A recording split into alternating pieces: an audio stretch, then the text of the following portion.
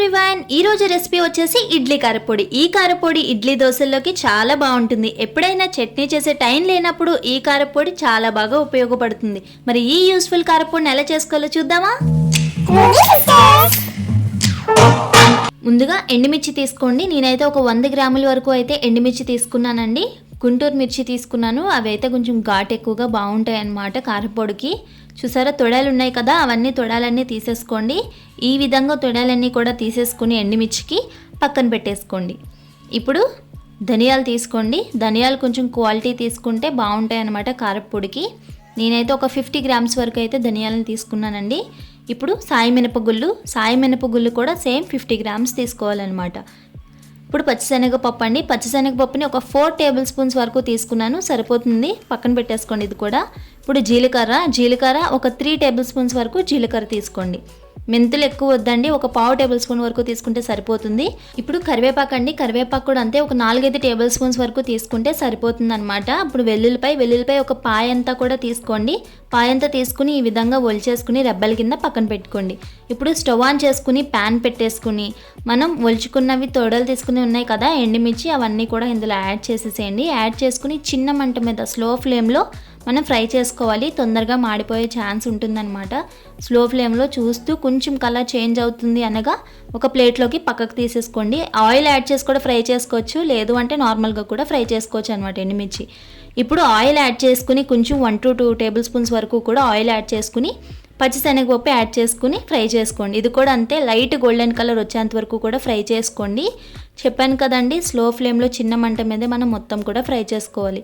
ఇప్పుడు ఆయిల్ కొంచెం పక్కకు అనుకుంటూ ఈ ఫ్రై చేసుకునేది ఉంది కదండి పచ్చిశనగపప్పు, ఇది ప్లేట్లోకి పక్కకు తీసేసుకోండి. ఈ విధంగా ఇంతవరకు ఫ్రై చేసుకుంటే సరిపోతుంది, ఎక్కువ అయితే మాడి వాసన వస్తుందండి.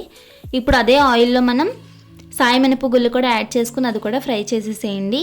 సాయి మినపగుళ్ళు, పచ్చిశనగపప్పు కొంచెం కాకుండా కొంచెం క్వాంటిటీ ఈ విధంగా ఎక్కువ యాడ్ చేసుకుంటే చాలా మంచిదండి. చాలా టేస్ట్ని కూడా ఇస్తుందన్నమాట. చాలామంది వేస్తే టేస్ట్ని ఇస్తుంది, ఇంకొంచెం ఎక్కువ వేసుకుంటే ఇంకా టేస్టీగా ఉంటుందన్నమాట. సాయి మినపగుళ్ళు, పచ్చిశనగపప్పు హెల్త్కి కూడా చాలా మంచిదన్నమాట ఈ కారపొడి. ఇప్పుడు అదే ఆయిల్లో ధనియాలు కూడా యాడ్ చేసుకోండి. ఆయిల్ లేకపోతే కొంచెం ఆయిల్ యాడ్ చేసుకుంటే ఫ్రై చేసుకోండి. ధనియాలు అనేది ఇలా పట్టుకుని ఇలా విరిపితే అది విరిగితే ఫ్రై అయిపోయినట్టే. లేదు అంటే కొంచెం ఫ్రై చేసుకుంటూ ఆ విధంగా వచ్చేంత వరకు ఫ్రై చేసుకుని ఒక ప్లేట్లోకి పక్కకు తీసేసుకోండి. ఇప్పుడు అదే ప్యాన్లో మళ్ళీ కొంచెం ఆయిల్ యాడ్ చేసుకుని జీలకర్ర యాడ్ చేసుకోండి. జీలకర్రకి ఎక్కువ టైం అవసరం లేదండి, 1 to 2 మినిట్స్లో ఫ్రై అయిపోతుంది. ఇప్పుడు 1 మినిట్ జీలకర్ర ఫ్రై చేసుకున్న తర్వాత అందులో మెంతులు యాడ్ చేసేయండి. మెంతులకు కూడా ఎక్కువ టైం అవసరం లేదండి, జీలకర్రలో వేసేసాం కదా. ఒక 1 మినిట్ మళ్ళీ అలా ఫ్రై చేసుకుంటే ఫ్రై అయిపోతుంది. ఇప్పుడు ఇదంతా కూడా ఒక ప్లేట్లోకి పక్కకు తీసేసుకోండి. మీరు హై ఫ్లేమ్లో పెట్టి ఫ్రై చేసేస్తే ఏమవుతుందంటే పైన మాడిపోతుంది, లోపల అనేది ఫ్రై అవ్వదు, సరిగా వేగదండి. స్లో ఫ్లేమ్లో పెట్టుకుంటేనే చాలా బాగా ఫ్రై అయ్యి బాగుంటుందన్నమాట.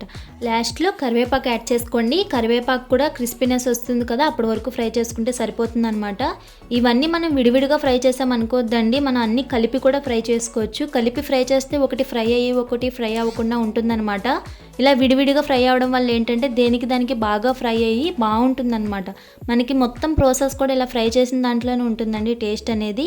ఇలా ఫ్రై చేసిన తర్వాత 1 మినిట్లో ఆపేస్తాం అనగా వెల్లుల్లి రెబ్బలు యాడ్ చేసుకోండి. వెల్లుల్లిపాయలు ఫ్రై చేయొచ్చు, చేయకపోవచ్చు. మనం మిక్సీ పట్టుకుంటాం కదా, అప్పుడు వెల్లుల్లి రెబ్బలు అనేది యాడ్ చేసేయచ్చండి. ఇది అనేది పూర్తిగా ఆప్షనల్ అనమాట. ఎక్కడ ఫ్రై చేసుకుంటే చేసుకోవచ్చు, లేదు అంటే కనుక మిక్సీ పట్టేటప్పుడైనా వేసుకోవచ్చు, అది మీ ఇష్టం అనమాట. ఈ విధంగా కరివేపాకు అనేది క్రిస్పీనెస్ వచ్చిన తర్వాత స్టవ్ ఆఫ్ చేసుకుని పక్కకు తీసేసుకోండి. ఇదంతా కూడా కరివేపాకు, వెల్లుల్లి రెబ్బలు కూడా ఈ విధంగా పక్కకు తీసేసుకోండి. ఇవన్నీ కూడా పూర్తిగా చల్లారిపోవాలండి. చల్లారిపోయిన తర్వాతే మనం మిక్సీ పట్టుకోవాలన్నమాట. చూసారా, ఈ విధంగా పూర్తిగా చల్లారిపోయిన తర్వాత కలిపేసుకుని మనం మిక్సీ పట్టుకోవచ్చు, లేదు అంటే విడివిడిగా ఇందాక చేసినట్టయినా మిక్సీ పట్టుకోవచ్చు అనమాట. నేను కలిపేసే మిక్సీ పట్టేస్తున్నానండి. నేను చిన్న మిక్సీ జార్ తీసుకుంటున్నాను, పెద్ద మిక్సర్ జార్లో అయినా చేసేసుకోవచ్చు. నేను చిన్న మిక్సీ జార్లో తీసుకుంటున్నాను అనమాట. ఎక్కువ వేసేయకుండా కొంచెంగా వేసుకుని మిక్సీ పట్టుకుంటే కొంచెం ఫైన్గా గ్రైండ్ అవుతుందండి. ఎక్కువ వేసేస్తే సరిగా అనేది మిక్సీ అవ్వదు, మెత్తగా అవ్వదు అనమాట. మీకు నచ్చితే మెత్తగా పట్టుకోవచ్చు, లేదు అంటే కొంచెం బరకగా పట్టుకుని అలా కూడా టేస్ట్ బాగుంటుంది. నేనైతే కొంచెం మెత్తగా అనేది మిక్సీ పట్టేస్తున్నానండి. ఈ విధంగా మిక్సీ పెట్టేసుకుని మెత్తగా మిక్సీ పట్టేసుకుని నేను ఇడ్లీ దోశల్లోకి బాగుంటుందని చెప్పానని వాటిల్లోకి బాగుంటుందని కాదండి, అన్నంలోకి కూడా చాలా బాగుంటుందన్నమాట ఈ పొడి అనేది.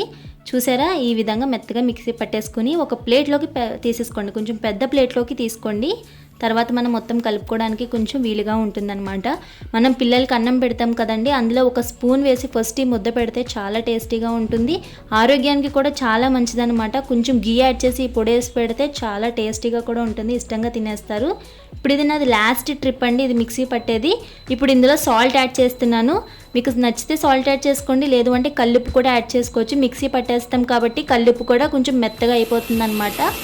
ఈ విధంగా నేను సాల్ట్ మీ రుచికి తగినంత సాల్ట్ యాడ్ చేసేసుకొని ఇది కూడా మెత్తగా మిక్సీ పట్టేసుకొని ఇందులో యాడ్ చేసేసేయండి అనమాట. ఇలా యాడ్ చేసుకున్న తర్వాత చిన్న టిప్ చెప్తాను చూడండి, కారపొడిని ఇంకా టేస్టీగా చేసుకునే టిప్ అనమాట అది. నేనైతే ఒక 3-4 టేబుల్ స్పూన్స్ వరకు కూడా గీ యాడ్ చేశానండి. మీకు గీ నచ్చితే గనక 4-5 టేబుల్ స్పూన్స్ వరకు కూడా గీ యాడ్ చేసుకోండి. ఈ పొడిలో చాలా టేస్టీగా ఉంటుందన్నమాట.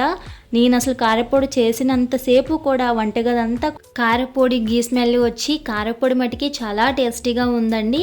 ఈ విధంగా నెయ్యి అంతా వేసిన తర్వాత ఉండలేమీ లేకుండా చేత్తో ఈ విధంగా మొత్తం అంతా కూడా కలిపేసుకోండి. మీకు కారపొడి నచ్చితే ఇంట్లో తప్పకుండా ట్రై చేయండి. పూర్తిగా చల్లారిన తర్వాతే ఎయిర్టైట్ బాక్స్లో మనం స్టోర్ చేసుకోవాలండి. చాలా రోజులు అయితే నిల్వ ఉంటుందన్నమాట. బయట అయితే 1 మంత్ వరకు కూడా నిల్వ ఉంటుందండి. ఫ్రిడ్జ్లో అయితే 6 మంత్స్ వరకు నిల్వ ఉంటుందన్నమాట. మరి ఇంకెందుకు ఆలస్యం, వీడియోకి ఒక లైక్ కొట్టి ఛానల్ని సబ్స్క్రైబ్ చేసేసుకోండి. Thanks for watching.